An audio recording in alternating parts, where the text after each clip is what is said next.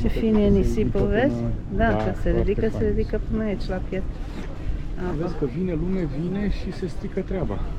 Păi așa este. Uite, vezi cât sunt veniți ăștia cu iahturile și au lăsat bărcuțele aici. Dacă Algarve înseamnă plaje și peisaje dramatice, Alvor înseamnă suflet. Un sat pescăresc cu străzi albe, bărci colorate și miros de sardine pe jar. Vă invit să-l descoperim împreună. Pe țărmul sudic al regiunii Algarve, acolo unde estuarul râului Ria de Alvor se varsă în Atlantic, se află un sat fermecător numit Alvor. Dacă vrei să găsești cei mai buni din Algarve, mergi în Alvor și am să-ți spun și de ce. E la circa 20 de minute cu mașina din Lagos sau circa o oră de la aeroportul din Faro.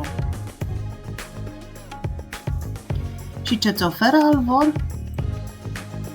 La vest, ai stâncile spectaculoase de la Praia dos Tres Irmãos, la est întinsa Praia de Alvor, iar prin mijloc șerpuiesc pasarele de lemn care te poartă din centrul alb al satului direct spre plajă. În Alvor se trăiește în ritmul mareei. Fluxul aduce bărci și reflexe de apă, iar refluxul dezvăluie oglinzi de nisip, cărări umede și liniștea estuarului.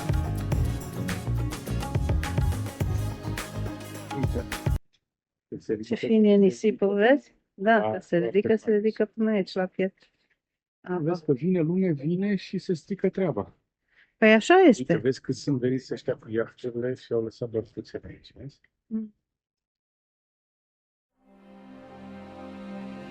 Alvor are un ritm care încetinește fără să-ți ceară voie.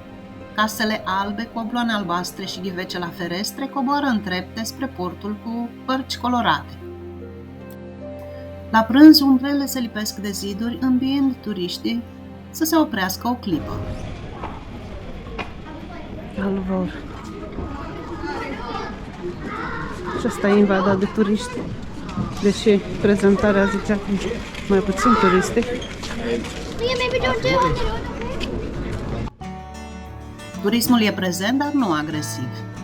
Ziua vezi familii pe promenadă, cupluri cu copii pe plajă, seara mesele sunt pline la taverne, fără gălăgia cluburilor mari. Este genul de loc în care găsești o cazare bună, mâncare proaspătă și oameni prietenoși care se bucură să te vadă și a doua zi. Ăsta cu 30 de ani. Da, am fi fost acum. Uite-i, ăștia care au acaparat toată coasta.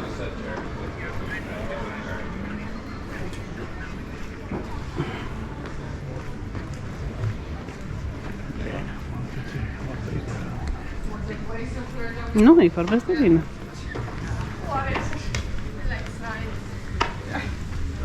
Gosh, isn't it? Oh, there he is. Look, it's neat, nice. Italiano Peperino.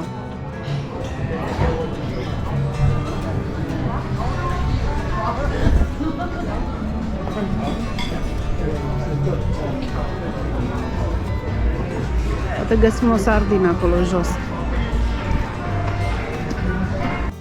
Estuarul Alvor e o lume vie. Apa sărată se amestecă cu apa dulce, iar la reflux apar oglinzi de nisip. Dincolo, dunele și pasarelele de lemn te îmbie la plimbare.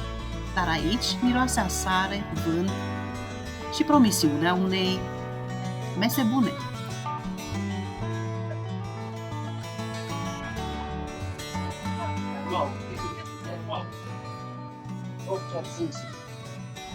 Chiar trebuie să se servească pe ăștia.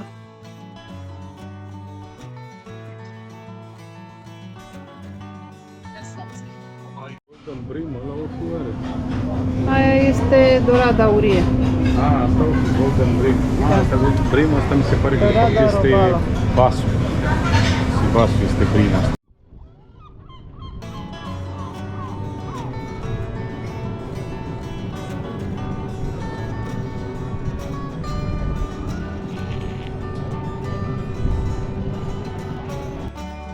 Ne oprim să luăm masa la un restaurant cu deschidere direct spre port, unde specificul este pescăresc.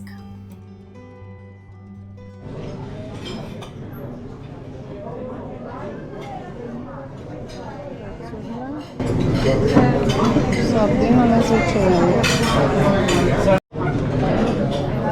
Ok, 10 euro porție de sardine. Sunt 2,46 sardine, cartofiori și un pic de salat. Foarte satisfăcuți de prânz, ieșim să facem câțiva pași pe promenadă. Ce răcoare și bine. Se simte briza pe aici. Îți dai seama să suferi de căldură la mijloc de octombrie? Nouă ne-a plăcut în mod special satul Alvor, așa că am revenit și într-o altă zi ca să-l descoperim în continuare și să ne bucurăm de o altă masă de pește proaspăt.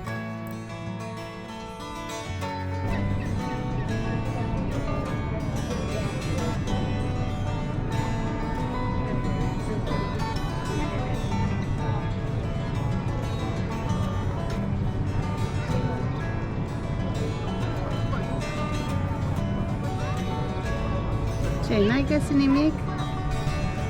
Artistule.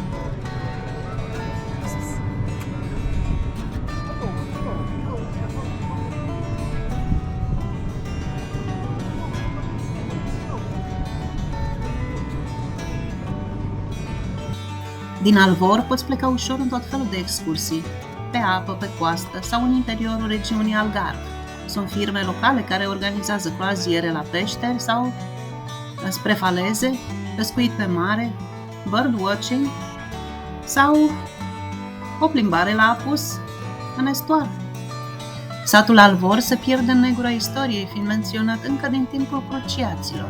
În centrul vechi vei găsi o biserică frumos ornamentată, o surpriză de finețe într-un sat atât de mic, care vorbește despre epoca marilor navigații și a meșterilor pietrari. Cum ne era foame, revenim la același restaurant, unde știm că se mănâncă bine. De data asta mergem pe ton în stil Algarve și eșpetada de fructe de mare, cu monkfish sau pește călugăr, diavol de mare, un pește atât de urât, dar cu o carne atât de gustoasă.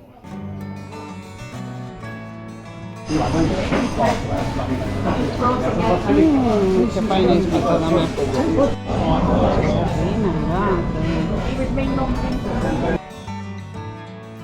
De poftă încercăm și o caracatiță la grătar. Orange pie. Toate astea ne-au costat vreo 70 de euro, inclusiv băuturile, dar a meritat, pentru că au fost toate foarte bune. Alvor este un loc minunat, cu peisaje și arome, un loc în care m-aș întoarce oricând. Dacă ți-a plăcut acest loc, apasă like, subscribe și clopoțelul, pentru că urmează și alte povești reale din Algarve. Iar în comentarii spune-ne, tu ce ai preferat să mănânci, sardine la grătar sau o eșpetada de fructe de mare din peștele acela urât? Chiar suntem curioși!